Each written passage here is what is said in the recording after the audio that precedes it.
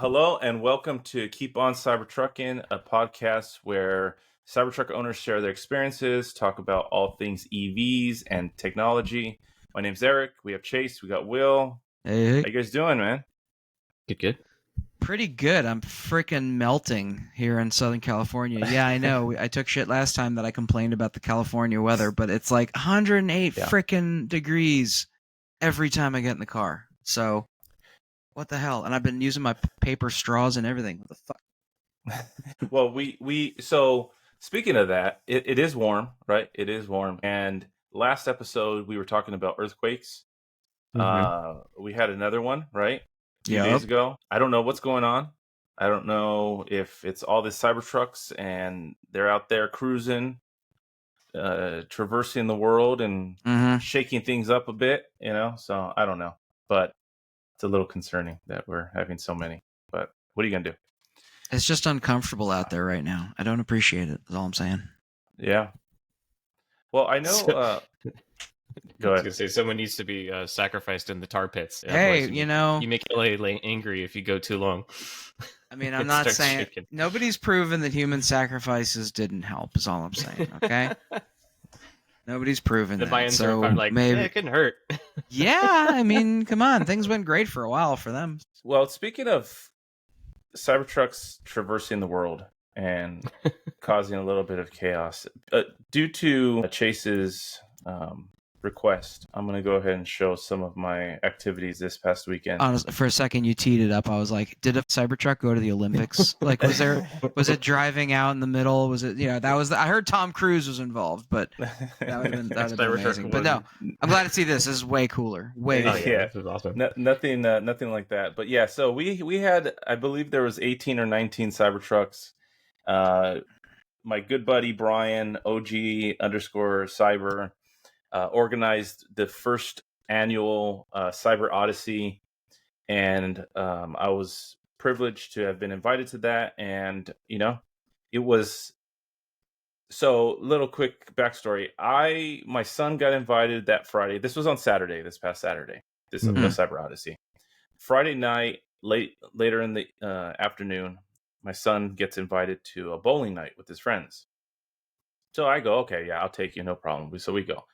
I get home around 11:30 at night, went to bed around midnight. I was up at 2 a.m. to go to the desert to go do this. So I was exhausted and tired. But once you get out there, the adrenaline starts going. It was super cool. We went out to Victorville. Think about it, right? 3 o'clock in the morning, 18, 19 Cybertrucks just cruising down the streets of Victorville. It was pretty wild. It was pretty cool. We did some cool things. Here's a little video of myself doing some drifting out there a little bit. Getting my truck dust dirty everywhere. Oh my gosh. You know that now. So I had my door open today, and I just looked inside, and just the little inner workings of the door just filthy. And I had my car professionally washed on Sunday. And speaking of that, this is what my truck looked like the day of, You got the limited edition sandblasted Cybertruck. Wow. Exactly. And let me tell you, man, that was the interior of the truck was probably worse than the exterior. It was wild, but it was a really good time. We had a lot of fun. I know Brian is looking into doing it again sometime. Maybe get it to be a bigger event, get more people out there. I've suggested to him what I think would be really cool is to get like that many Cybertrucks and we all go camping somewhere. I think that'd be pretty cool. Just find a remote area and pitch tents or sleep in the back of the Cybertruck, whatever people want to do. I think that'd be a lot of fun. So yeah, that was my early Saturday morning. So had fun. And so was the early morning just so you guys could get sunrise? Yeah. So so the whole kind of point of it was we've been working with this photographer who he does a lot of car off-road desert pictures, and as a matter of fact, here I'll give him a plug. Let me find him real quick. And so he's the one who kind of organized, or he's the one who turned Brian onto doing photo shoots out there. And then Brian recommended me. So I went out there 2 weekends ago with the photographer. And then they said, hey, why do it one-off? So let's get a big group of Cybertrucks and let's make this a thing, you know? And so that's kind of how it all started. Here's the photographer. Super nice guy. His name is Kevin. Right here. Wish you were hair. But you can see right here, he's got a Ford Raptor. He does a lot of real cool desert off-roading type of stuff, and really nice guy, talented. Can I come next time? I'll bring my Rivian. Let's do it. Get in. Let's do it. Man. He would love to do that. Take a Rivian out there. I'm like, all right, if he does other cars, shit. No. Yeah, no, he does. It's not just Cybertrucks. He does everything. So yeah, I'll let him know. He wants to go back out with me once I have, because I have my tires on, my Falcon Wild Peak AT4s. He wants me to, I'm getting some wheels, I think hopefully tomorrow. We're waiting for them to come into the shop and then get them installed. And then once I have all that done, he wants to go back out and take more pictures with my truck. So nice. Well, when we do that, I'll let you know. Yeah. Sweet. But I mean, 2 a.m. Hey.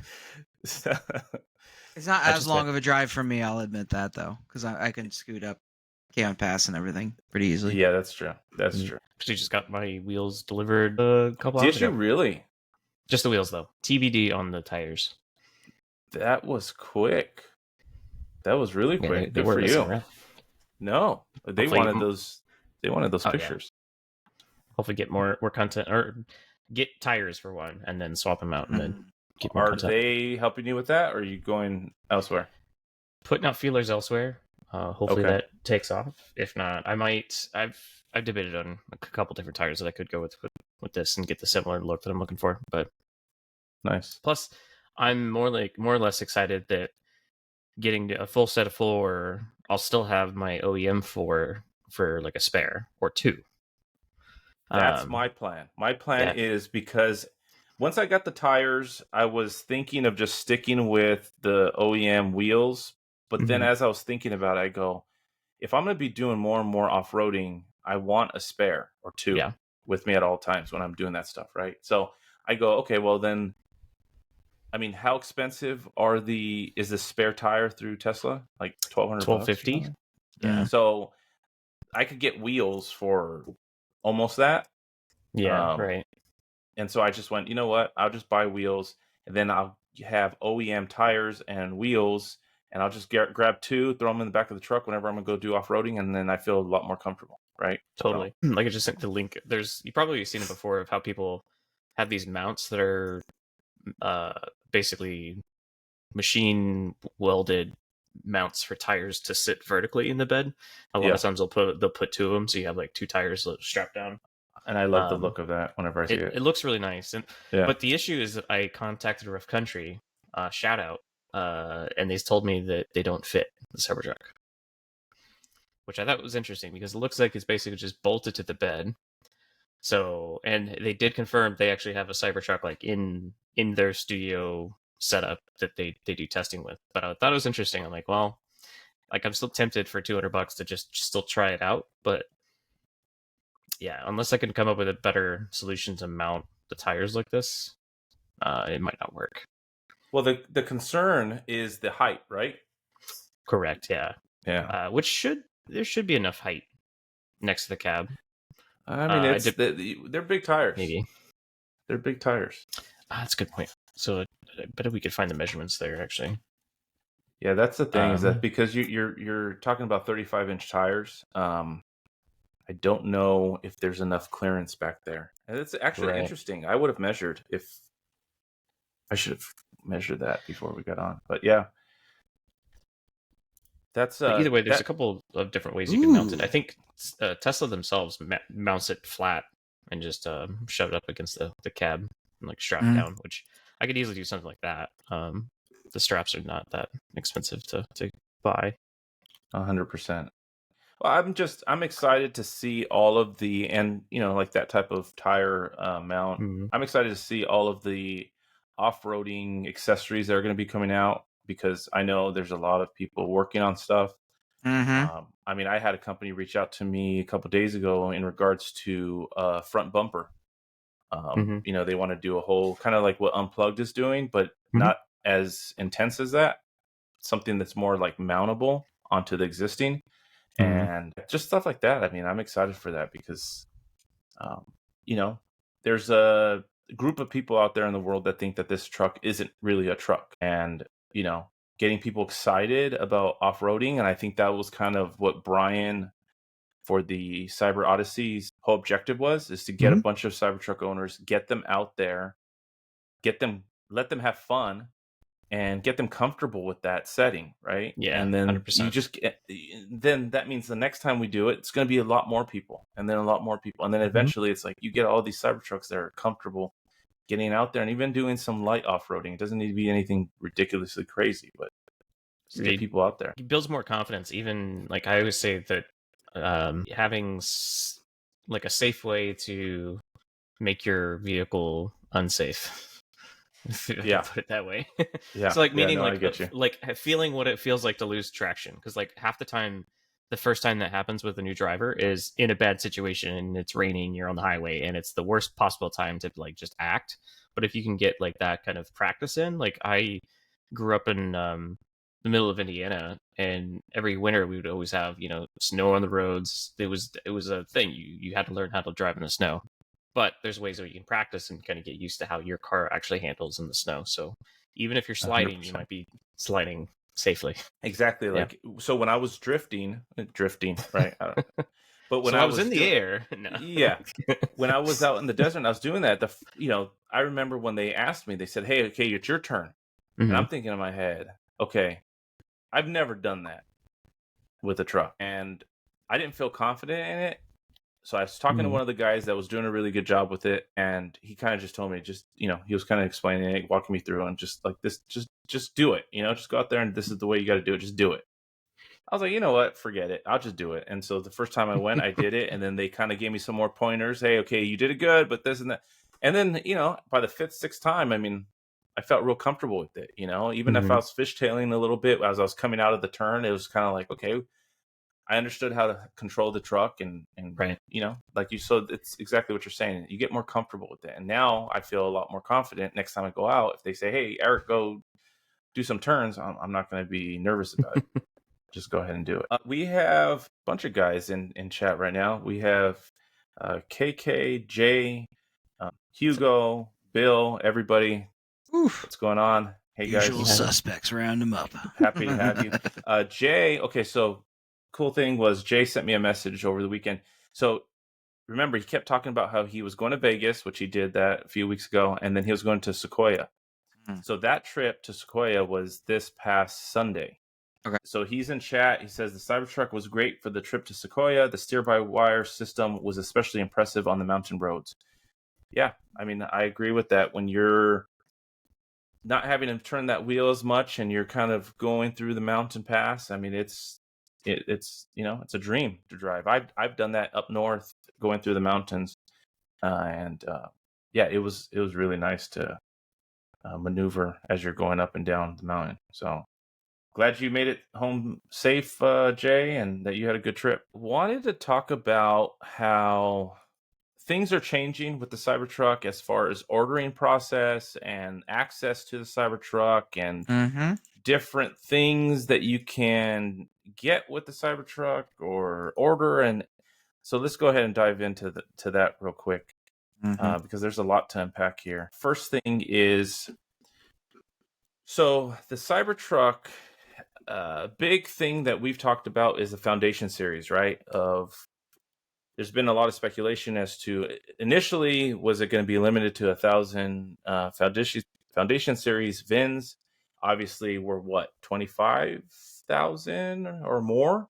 Yeah, somewhere in there. And it hasn't ended. And so right here, there's talk about how the Foundation series now is opened up to everyone, not just reservation holders. And it looks like, if you read here, it says Foundation series production will end when demand for that trim naturally dries up. When that happens, Tesla will offer less expensive Cybertruck trims. So it just sounds like they're just going, we're going to keep selling them until people don't want to buy them anymore. Yeah. I don't know what that exactly means, because there's probably always going to be somebody that would buy it. I think it's just them buying themselves more time. When the demand's kind of... They're not. I mean, it won't be until it wouldn't be until like a post fourth quarter review webcast thing that they would say what the Cybertruck deliveries were for the whole year or whatever before so at any point they could say, oh, okay, yeah, we've sold enough, now time to move on, or we still have lots of interest and lots of orders, but maybe they do, maybe they don't. It just seems like they're just making it last longer. I don't know. Mm-hmm. So that's exactly where I was going to go with it. So you hit it right on the head. I mean, Will, you've been stating for months that whenever you drive by the Upland, there's a bunch of Cybertrucks out there. And we hear constantly how people order it, and then within days, they're taking delivery. Yeah. Mm-hmm. So it doesn't seem like the demand is extremely high like it once was. Mm. So is this just an excuse to buy more time? And we keep alluding to the Robo taxi, right? Which was supposed to happen last week. Yeah. Are they just buying time till the 10th of October? It kind of seems that way, right? Well, it's important to remember also that now that the Robo taxi event is going to be a fourth quarter event, it'll now be, I think, within a stone's throw of the usual end of the year murmurs and incentives and things that they kind of bring to the forefront for how they hope the next 3 months to go. So by them moving it into October, it makes it nice, a bit tidier to be able to be like, okay, the Cybertrucks full self-driving still coming. We're working on it. We don't have a date yet, but whatever. Just it brings everything a little bit closer to the end of the year, where I think Tesla, if they're in a position to do something really groundbreaking, they'll do it no matter what. They won't overplay the moment. So if they got something to show, it'll be on October, and then after that, everything after that will just be everything after that. So, and I mean, I still think that if they can reach a point, I think that they're kind of really swimming hard to try to get to a point where they can substantiate that full self-driving is now worth $20,000 or something back up in the ballpark where it once was. I mean, if I know that we're probably going to talk about it later, but it's like now that they're bundling the full self-driving with a couple of years of premium connectivity and all that kind of stuff, it makes me think that they're either trying to get people still on board when people haven't been sold on it or what. But I think that after October, you're going to have a very interesting line in the sand. And so, I mean, it behooves them to continue to keep pulling people in for the Cybertrucks for the Foundation series to, get them full self-driving in the car when it's there and all that stuff. Well, you mentioned some type of incentives, right? And so one thing I came across this week was the fact that the interest rates on the Cybertrucks have come down. So this is somebody that was in the Cybertruck forum that mentions that when they initially ordered the Cybertruck, they got approval, and their approval was at a certain interest rate. Well, then it just so happened that the way it worked out, that his financing approval ended, I believe, on the same day that he was getting ready to pick up his Cybertruck. So he needed to get a new approval. When he did that, his interest rate went down. And he states that it went down to 5.99% as opposed to whatever it was previously. So that's something that obviously interest rates are high all across the board, for all industries, home loans, car loans, credit cards, all that. And naturally, they're going to be coming down at some point. So this isn't so surprising, but it's something that if there's that huge demand, they can charge whatever they want, right? They can get that higher interest rate because people are buying it anyways, but they're incentivizing people. They're giving that lower rate. They're getting that lower payment to people to get people to want to buy the truck a little bit more, I believe. And so that's something that's good. Are mentioned they advertising that interest rate? Or was that just a user? So he says that when you go onto the configure, when you configure your Cybertruck, that once you get in there, that it'll give you like a base rate, and it says 5.99. Oh, so now it's starting at 5.99. Okay. Yeah. That still isn't quite the the posters and the trumpets playing when it comes to the low interest rate that they're offering on the Model Y, but it's also per car significantly cheaper over the price of the loan. Yeah, I think that we're seeing a lot of businesses kind of stuck in a place where there's something that defines them, and I personally think that we're kind of in a number of ways in a bubble for a lot of investors, a lot of investing. And I think that I just completely got derailed. No worries. Okay. I'm finding my way back. So I think that because Tesla is not just like, they didn't just find a bank that had money laying around to loan at 2.99% or 1.99% or whatever they're offering. They're buying down that loan, and it's a price that they probably have to just guarantee. They don't even have to put like the excess money up. They don't have to make the difference for the interest rates. They probably just have to back it to be like, well, we'll help subsidize it up front, and then you guys just take over at that interest rate. But we made up whatever the tiny gap is just to help make people comfortable. If they're doing that for the Model Y, and it's like everybody's pushing it. I haven't heard anything about the Cybertruck doing this. There hasn't been any social media push about financing rates or anything lower like that. So it kind of makes me think that it's for people who have genuine interest in the Cybertruck. I still think that like Tesla's doing this thing where they're like, if you want it, you can come and get it. But if you don't want it, it's okay. You'll come around eventually. Because it's like they don't necessarily want everybody trying to buy one all at once, although maybe they do. They just want the money. But it's like I still get this vibe where it's like this is like that first 6 months to a year that a company does kind of a very soft launch on a vehicle, and that's kind of what these cars are, I think. And as of right now, them buying down the interest rates on these, it's not an advertising technique to try and get new buyers to come in. It's to get people who have already been there watching this truck for the last several months finally pull that trigger.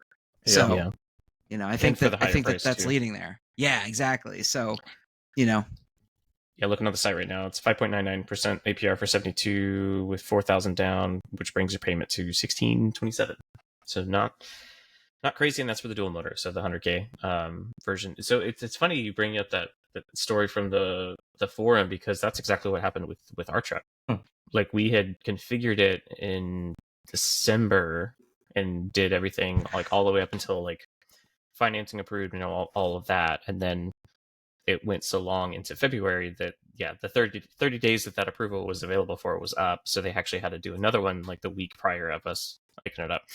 The funny thing is the interest rate was basically the same, and at that time it was over 8.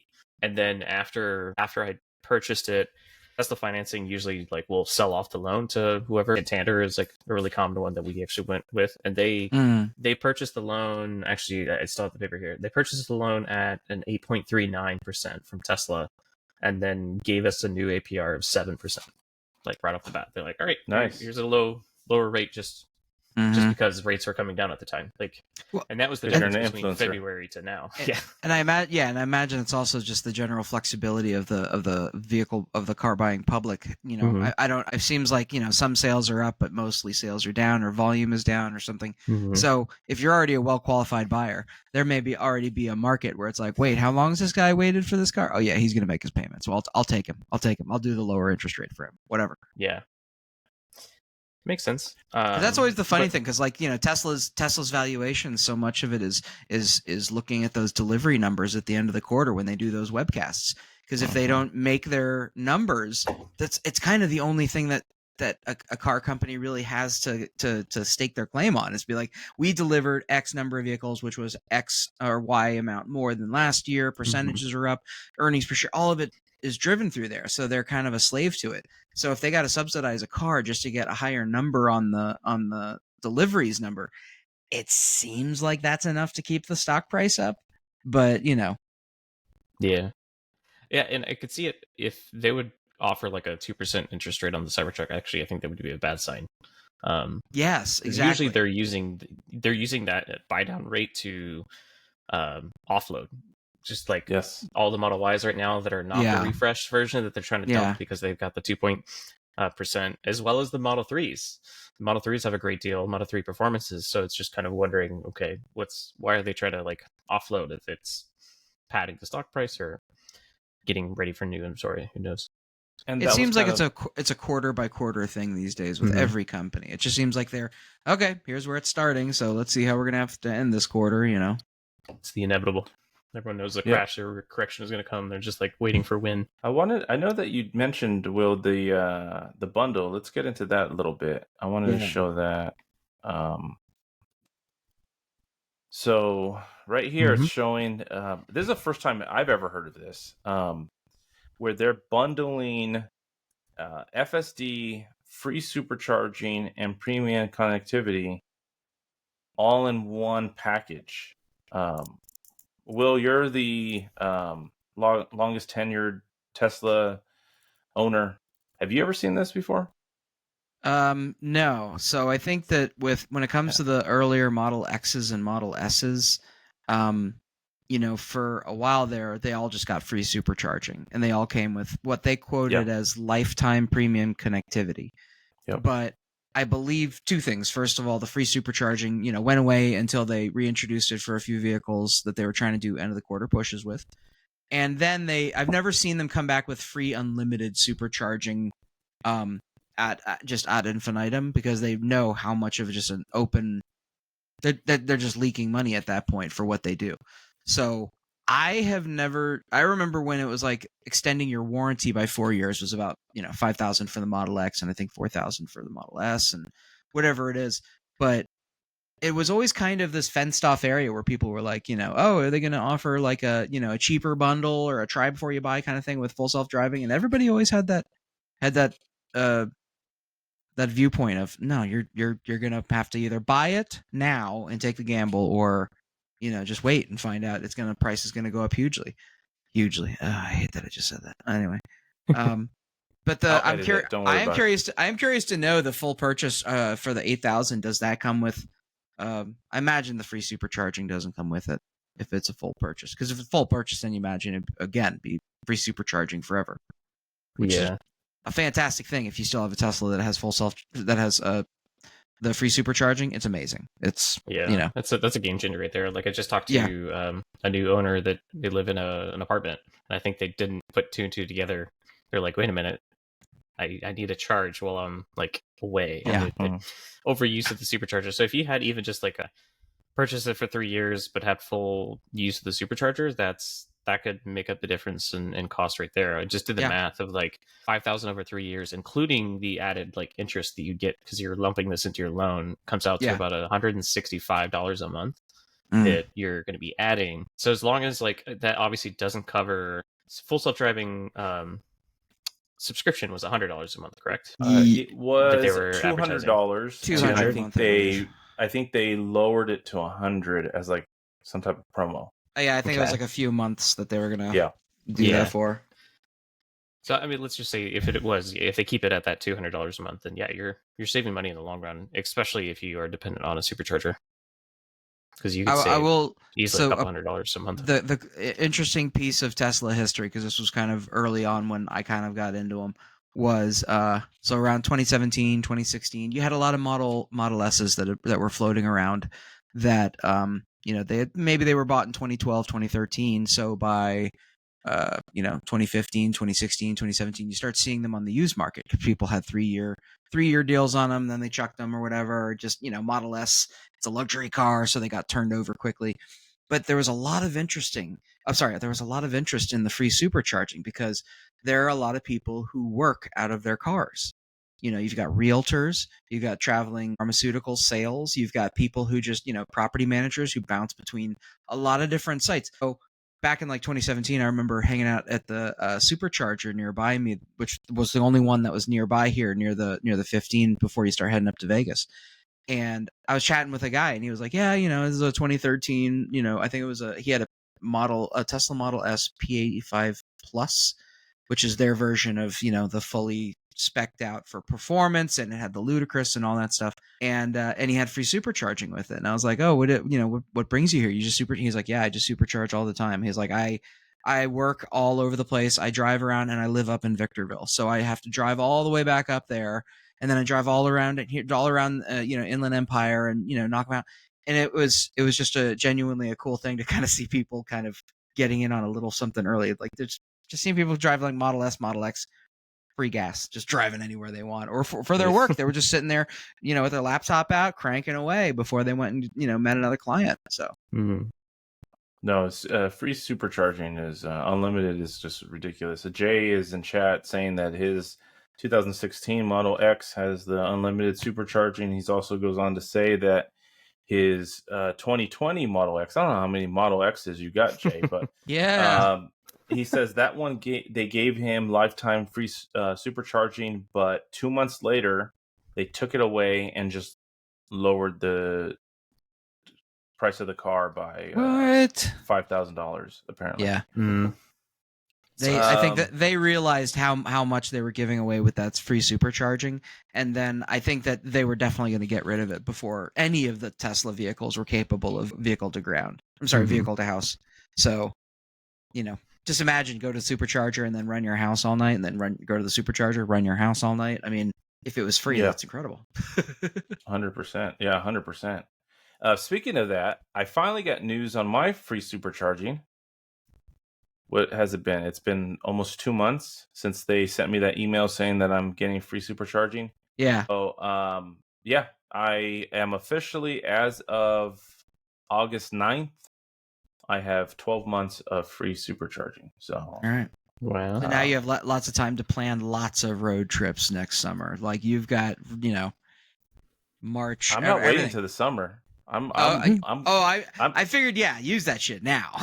Yeah, I'm picking you up next week, and we're going to go see Chase. Yeah, we keep saying that. Gonna go get some. Gonna get some chewies. Brisket. Chewies. Yeah. We gotta go. I gotta go to Buc-ee's. You guys sold me. We'll definitely have to stop at Buc-ee's. We just may never leave Buc-ee's. It's just promised land. So we have LJ in chat. He, I wanted to see if I can understand this. He says, I got a call today that they have a VIN. So they have his VIN, which is fantastic. Nice. But it doesn't have the core wheels. I am waiting to see what they will honor the 18.9 offer. That's where I'm a little confused. If not, I will keep my 3 and sell open markets. Not sure what that 18.9 offer is. So LJ, clarify that in the chat, and we can try to. Are you talking about the aero caps? They're not going to have it. Yeah, well, I mean, he says the core wheels. I think that's the aero caps. Is what I took from that. I wanted to also talk about the fact that now finally the Cybertruck is offering demo drives. Mm-hmm. So you can go online, you can go to Tesla.com, go to the Cybertruck page. And down below at Learn More, you can schedule and book a demo drive, which is pretty cool. I think that's something that a lot of people want and need. Mm-hmm. Something that, Tesla, many years ago, it was like you didn't even drive the car. It, typical car dealerships, you go and you test drive the vehicle before you commit to buying it. Tesla was never like that. And over the years, they've now done the demo drives, but the Cybertruck wasn't offering that up until now. So for anybody that's out there that wants to buy Cybertruck, but they're unsure of the size or the feel, they've never driven a truck before, I highly suggest you go out there and do a demo drive for the Cybertruck. For anybody in San Francisco, if you're looking for a demo drive and you want to go to a pretty cool event, which is the Electrify Expo. I was at the one in Long Beach here in Southern California back in June. They are offering Cybertruck demo rides as well there. And that's happening on August 24th and 25th. So that's something that's pretty cool too. So you don't need to schedule anything. You just go to the Electrify Expo, you go find the Tesla booth, tell them that you want to take a ride in the Cybertruck, and they'll give you a little wristband. You go off, and you can do that. So that's cool. I like the access that they're now starting to give people who are on the fence about buying one.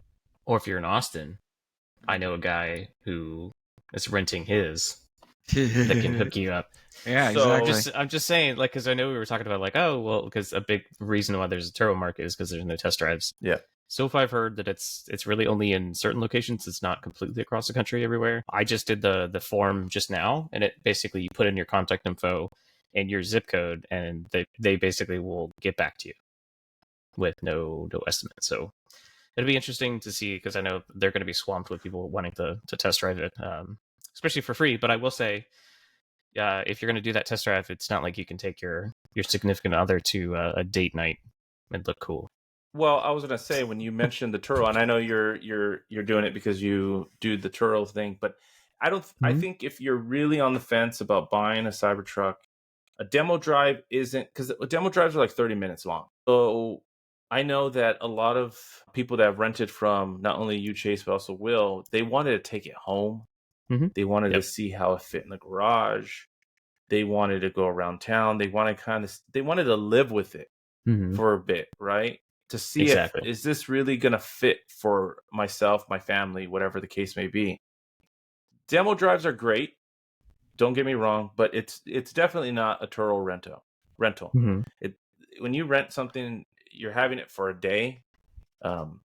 That's a totally different experience than just, having it for 30 minutes. So I'll say this. So way back in the day, Tesla eventually was offering test drives of like Model S and Model X, but they were just like you said, they were like less than 30 minutes. It was usually with somebody who'd kind of been given the script of the tech specs of the car, and they were always. I think that I'm still actually Facebook friends with the person who took me on a test drive with my first Tesla.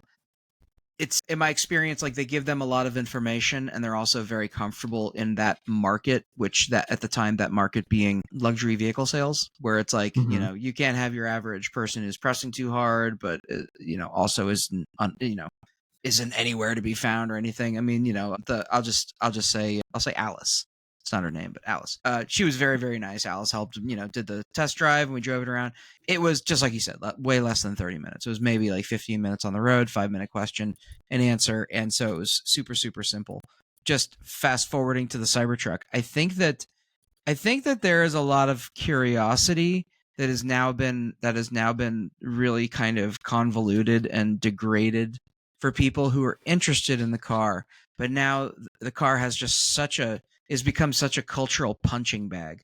It's like it's officially safe to bully nothing on the planet except Cybertruck owners. Like, it's open season. So I think for a lot of people, like, they know what the culture feels about the car.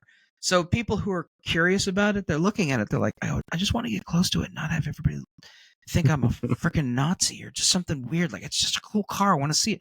So now that they can do those test drives, I really think that it's like you're going to get a lot of people's curiosities that were previously like, I don't want to rent it on Turo because I just want to see inside of it. I just want to drive it for 5 minutes. Like, if I had a friend, I'd just be like, just take me on the road for 5 minutes. I'm curious. But that's not available until now.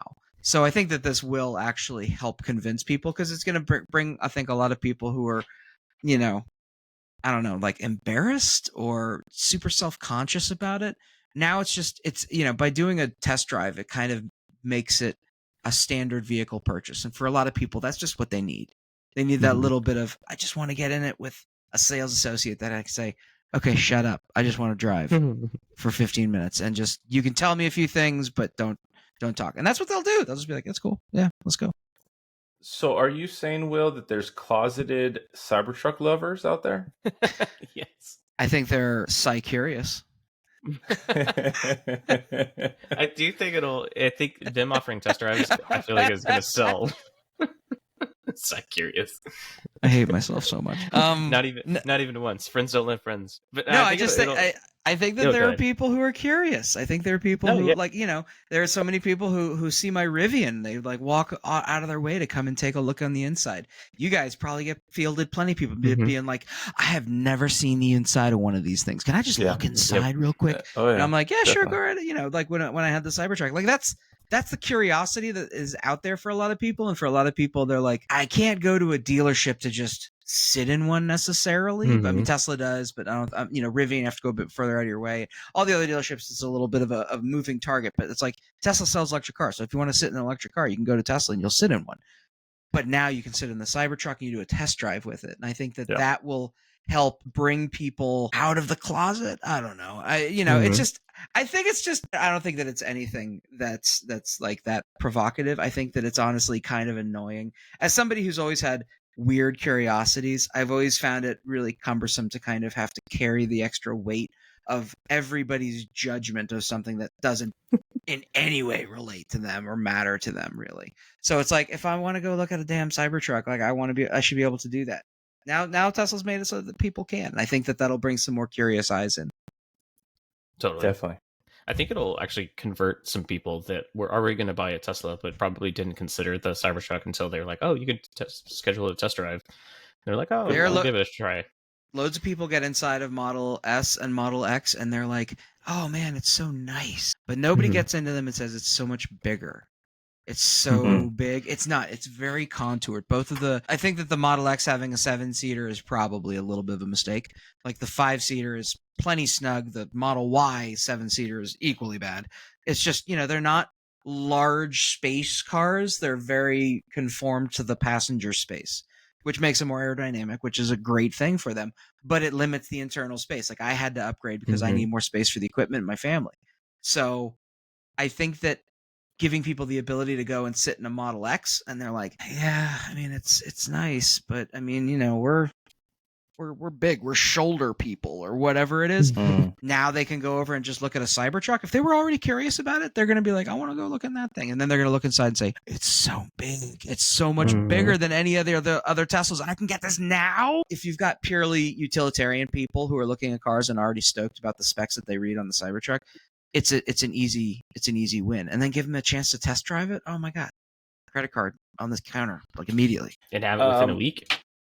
Yeah, definitely. So real quick, just getting back to LJ. LJ clarified what he was talking about. Cool. So the 18.9 was the trade-in offer that he apparently got from Tesla. So he's hoping that they honor that. Oh. So let's hope so. I hope so, LJ. They should, I mean, not saying they should, like they should, because I'm just hoping they do. He's talking about the core wheels. Yeah, he wants the core wheels, the aero caps, because he wants the extra range. So LJ, I did a video on that actually, and I didn't really see, there was a slight improvement in range and efficiency when you have the aero covers on, but it's really not anything to be concerned about. Covers on or off, you're pretty much going to get the same range. So I wouldn't really necessarily use that as a big issue. I mean, obviously you'll get them eventually, and so once you do, then you can do whatever you want. But I mean, it's not going to really change much as far as efficiency goes. Yeah, it's a bigger thing to keep your tonneau cover closed on the highway. Yes, that is a huge thing, and in the video I cover that as well. And that is a big range loss issue than the aero covers by far. Unless you're like me, who has a 2-year-old toddler that has a rear-facing seat. Anytime he gets in, he's like, open. He wants me to open the tonneau cover so he can look out the back window as you drive around. Oh, look at him. That's funny. Like, you're killing my efficiency, buddy. Yeah. Yeah, but Daddy's an influencer, so he try can to afford explain it. efficiency and be like, Yeah, look, man, it's killing me with this after wind the resistance, conversation. kid. God damn it. Well, Like, first couple times after I showed him the jump video, he got into the truck. He's like, jump? Like, no, we're not going to jump today. That's funny. You should. Kids are smart. Yeah, it's a little dangerous, but that would be funny to see him with a little helmet on in the back, and you take off, put a little GoPro on him. That'd be funny. I mean, the car seats already have a 5-point harness. Yeah. So I mean, it's there you go. There. So you're safe. But talking about efficiency, something that I'm a little bummed about is the fact that apparently the range extender, in typical Tesla fashion, has been postponed or pushed back. What was supposed to be late 2024 is now early 2025. This is something that I am very curious about, something that I think I'm 99% sure I would get because of my usage. I don't like something taking up that much bed space, but I will sacrifice that for the range. And but yeah, so they pushed it back. That's something that I'm disappointed about. Hopefully it doesn't get pushed back anymore. I wonder if it's related to the full self-driving, or not full self-driving, sorry, Foundation Series push. Like, because they're selling Foundation Series later, I wonder if this timeline was they're allocating the batteries to the Cybertruck builds as opposed to this accessory. Yeah. Yeah, I mean, that would make sense. I mean, I'm sure they're going to make more money off of a Cybertruck than they would range extender. Or I think I don't know, when they saw the dry cathode stuff come up, maybe they made a decision to switch over to dry cathode for the extender, or there's a lot of different things that could have happened. I think it's very easy to forget that it's like all of the batteries that we're mostly looking at. Did they mention whether the range extender was going to use the 4680s or if it was going to be something else? That's what I was going to bring up right now. Is number one, is it going to? I would assume it's going to be the 4680s. Why would they not? But is it going to be version 2? And how does that all tie into each other? Yeah, the cathode thing. So that does. Yeah, so it just creates more questions. It's like, okay, so do the batteries that go into the range extender come from the Cybertruck line, or does it come from another line? And are they bothering to use 4680s, or do they find that maybe the range extender can be in 650s, and they use some engineering magic to make it more cost effective to them, but it requires more time? There's just so many cells that go into all of these things that it's at a scale of manufacturing that it may be another one of those moments where they were just like, look, sorry guys, it's going to be another, it's going to take us 3 months longer to kind of get it there. And honestly, I'm always like, kudos, thank you, Tesla. Please just tell people, be honest when something is coming. Just even if you dangle the carrot a bit further out, it feels better than silence and reading in Twitter some prognosticators ideas of what might be happening in 6 months. Like, just communicate with your customers. Totally. 100%. What I want to see though for the range extender is I didn't put down the $500 when I configured my Cybertruck, and the reason why I didn't do that is because I felt like, okay, at some point they're going to go ahead and I was still on the fence about it. I didn't know what I was going to want, if I was going to really want it or not. But now there's no way of like just going online and saying, hey, I want to pre-order one. I wish they would open that up, and hopefully they do that soon or at some point. But as of right now, I didn't do it, and so I'm kind of just at the mercy of whenever they want to open that up, if ever. So yeah, that's a little frustrating as well. It's interesting. Inside EVs had an article actually today specifically about it, to talk about the extension and timeline, but also they kind of estimated potential weight. They said that it could actually weigh up to 500 pounds, because they estimated it's going to need about 575 4680 cells to fill it up, which would be about 450. Which is something that I don't think everybody takes into account, right? Adding that weight, because it's going to be heavy. Adding that weight, that cuts into your payload, that affects hauling, that affects towing, that affects range, that affects... supposedly gets you over 470 miles on the range with both batteries fully charged, which is interesting that they say both batteries fully charged, because I would assume it's just going to be in series. It won't be separate charging. Yeah. So here's my wild, outlandish future prediction. Beginning of next year, when they finally discontinue Foundation series and try to transition to a regular series, they're also going to announce larger batteries. They're going to announce larger battery options as well as the motors, because you think about it, the range extender has always seemed like a Band-Aid. It's always seemed like it's this last minute, just put the hat on it. There, done. No, send it out the door. Like, that was like this weird extra accessory that you're like, I thought this thing had crazy more mileage, and then I thought that this other thing. Now you're selling me a battery extender that could do this or could do that. I mean, in a year from right now, I mean, they may have some greater insights with the tricathode technology to reduce costs. Maybe it reduces size, maybe it reduces something, or maybe it just becomes more cost effective to take up that little extra space that's inside of the battery pack, even with the pressurization still that they'll be like, oh, there's plenty of room. Actually, we put on a whole bunch more batteries. Right. I just think that I wouldn't be surprised if by summer of next year they're like, hey, I heard that the 123 kilowatt hour battery wasn't super, so we're also offering a 175 kilowatt hour battery as well. And that way, maybe that's the boost past so that people don't need the battery extender, and also it doesn't change the center of gravity for what they've tried to achieve with the off-road capabilities, all that kind of stuff. That's true too. It's like a Super Duty version of the Cybertruck. Yeah, and I don't actual 500 mile range. Yeah, and I don't think that it's that hard of a reach for them to spend the next year or so to be like, you know what, we sold them the range extender because everybody likes having those stupid toolboxes in the bed of their truck. Sorry if they're actually useful. I'm sorry I called it stupid, but like they have them in the truck, so it's like, okay, the people who use trucks for work, they don't need all of the truck bed space. They have a toolbox back there, so let's just put a battery back there. But they probably have heard back from enough people by now. No, we want the choice to put the freaking toolbox back there, but we still want the range that we wanted initially. So who knows? Yeah, I can see that. The difference is those idiots that put their toolboxes back there. They have 8-foot long beds, so they can put that toolbox back there and still have plenty of room. So they don't have the smaller bed. So that's a great callback, by the way. In the owner's manual, I did find out that the height is an issue in the bed. The height actually near the cab is only 28.6 inches. So yeah, the tires are 35, so can't fit a tire vertically. So exactly. Womp womp. Last thing I wanted to touch on when it comes to getting people, giving them that extra little nudge to go ahead and order the Cybertruck if they're on the fence about it.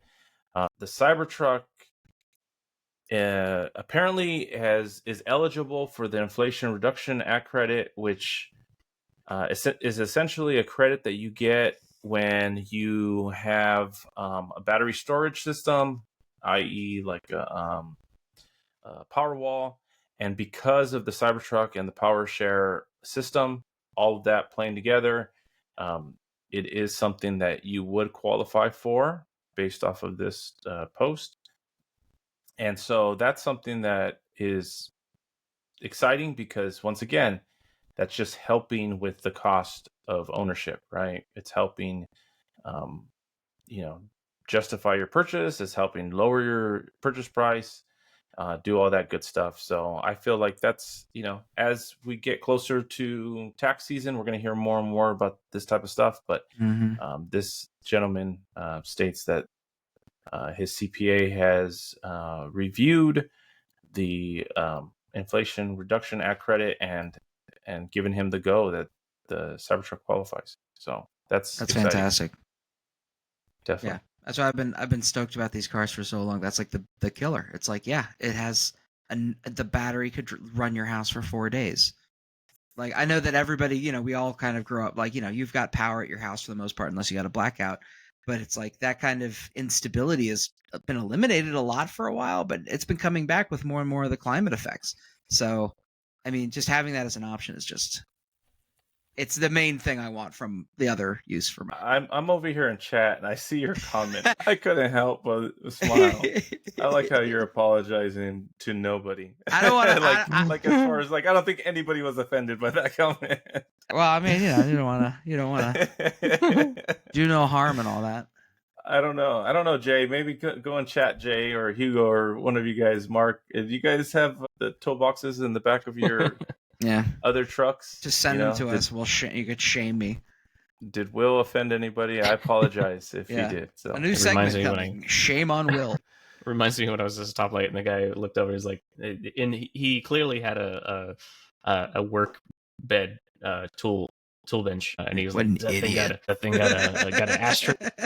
And I'm like, no, it doesn't have an ashtray. But he asked you if it has an ashtray. He asked you if it had an ashtray.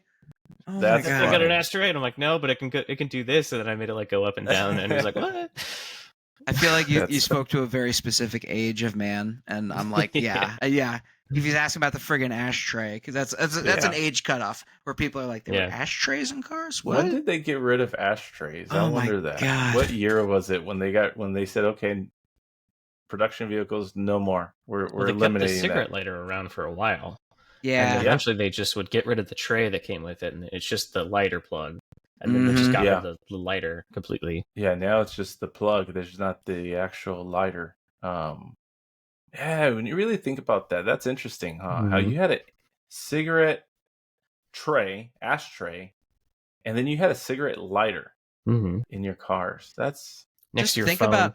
how Wow. like how strong is the smoker vote or the smoker influence that they were able to influence the automotive industry to be like, guys, we need lighters in every one of these cars. I don't know what we were doing before. Jesus Christ. Ashtrays, 5 of them. Put them in the back seats, in the doors, in the door handles, and in some of the cars, we'll put them in the backs of the seats in the front. We'll put them even in the center console because the guy sitting in the middle, in the back seat, but in the middle, he's still puffing away. So we need an ashtray for that guy too.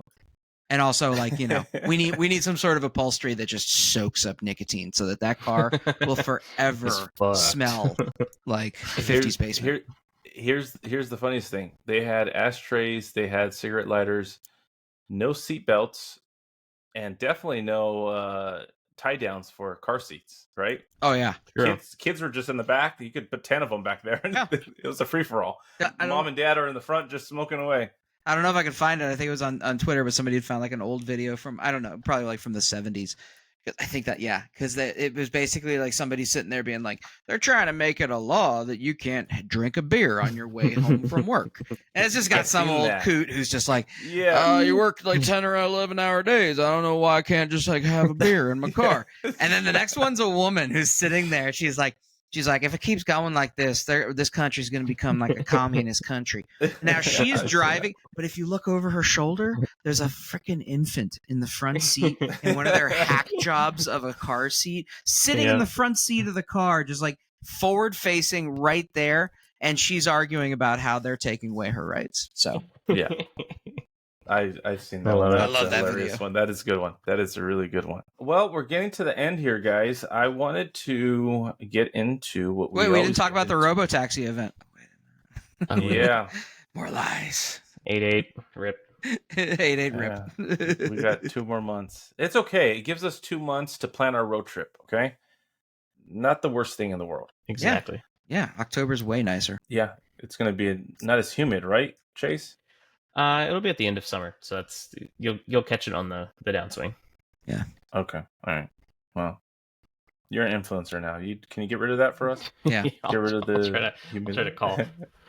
Okay. I just want enough followers on X that I can get that white glove like concierge, like where I can complain about something and then I get like Elon texting back and then it just magically fixes itself. Yeah, that'd be nice. Well, speaking of X, I don't know. I mean, should I announce this? I don't know if it's something we should be announcing because we haven't done it yet. But let's go ahead. So the plan is, guys, everybody who's listening, the plan is starting next week. Hopefully, I was hoping to get it done this week. It didn't work out, but next week we will not only be live streaming on YouTube, but we will be live streaming on X as well.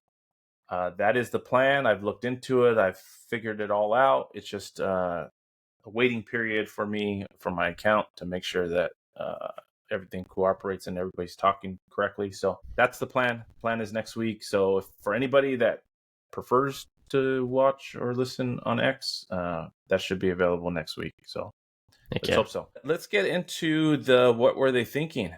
This was a funny one. This person here. Is it Patches? Aw, someone let their kid do the rap. That's so cute. Yeah. So there's somebody. I'm assuming it's a DIY. Yeah, he keeps going. I'll armchair it a little bit. I think that what probably happened was that they applied it. They applied it in a garage and then put it outside in the heat. But like before it had given it enough time, I think that there was some sort of a temperature change in the way that their adhesive was working, and it created air bubbles that just fought together. And obviously, they left creases in it that were easy. I mean, there was some obvious creases. It's like, it's kind of like that guy from The Office holding the pot of chili. Like after a certain amount, it's just gonna go. Like it's always gonna happen. So, Will, I'm just gonna make an assumption here. You have to have some type of tip for this, right? Don't do this. No, I mean, I would say if you're gonna try doing a wrap job yourself, you need to order a whole lot of someone to do it. It's honestly, it honestly is worth finding somebody who's willing to do it. but shop around a little bit, because some of the people, they just run an absolute huge price, but then you can find some other guys who will come to your house and do it, or just smaller shops that are trying to get started, or they just want a Cybertruck for their portfolio or whatever, and you can talk the price down a little bit. But it's because you'll end up spending probably, I'm gonna guess, about $1,000 to $1,300 on just the vinyl. So if you were to try and do this yourself, you could order these rolls and try to do the installation, and that's like $1,200 would be a very, everything went great the first time. Every single part you applied looked great. You didn't have to pull it off and toss it. So honestly, just hire someone to do it, because then they got to fix it if they screwed it up. If you screwed it up, you got to fix it. Plus, I can tell this is vinyl. So the sad thing is that the vinyl is only going to last 2 years, anyways. Yeah. So it's a very you say that temp Chase. solution. I mean, we went with PPF for a reason, because it's got a 10-year warranty on it, and it definitely, and it's self-healing and all that stuff. Yeah.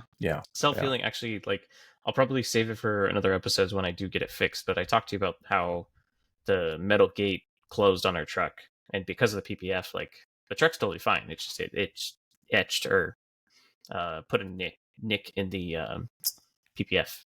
Yeah. But it's easy enough. We can actually heat that up and basically reseal it.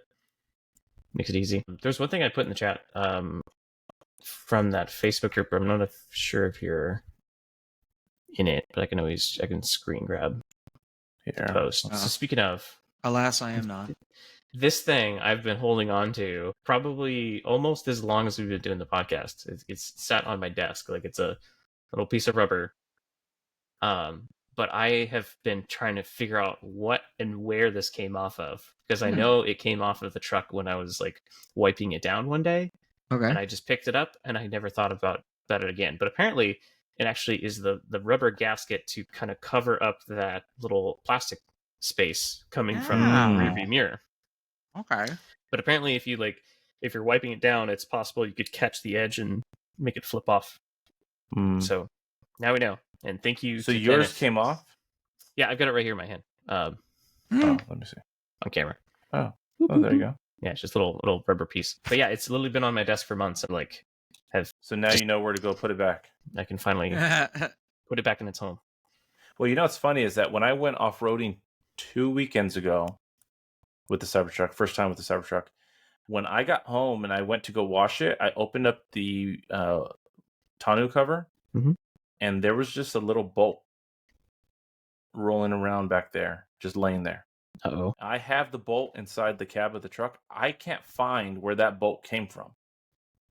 I've gone back there. I've looked underneath the aero flap. I've looked at this. And I go, where did this bolt come from? I can't find it. I can't figure it out. Could have been from the tonneau cover itself. That's weird. It's a big bolt. It's big. Yeah, I would hold on to it just in case. Next service station, be like, "Hey, do you recognize this?" Yeah, I will.